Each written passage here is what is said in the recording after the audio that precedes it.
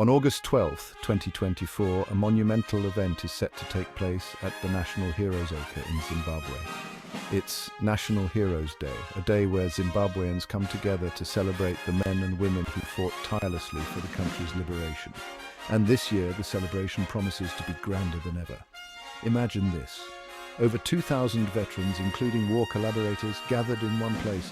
These are the people who risked everything for the freedom and future of their nation.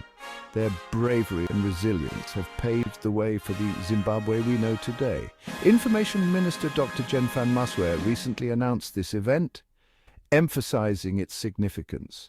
It's not just about looking back at the past, but also about appreciating the present and inspiring future generations. As the sun rises on August 12th, the National Heroes Acre will come alive with stories of valor and dedication. Families and friends will gather. Awards will be conferred not just as tokens, but as symbols of a nation's unwavering respect and admiration for its heroes. You'll hear powerful speeches, each word echoing the struggles and triumphs of Zimbabwe's liberation journey. The air will be filled with the solemn notes of tribute, blending perfectly with the uplifting melodies of celebration. It will be a day to remember, a day to honor, and a day to draw inspiration from.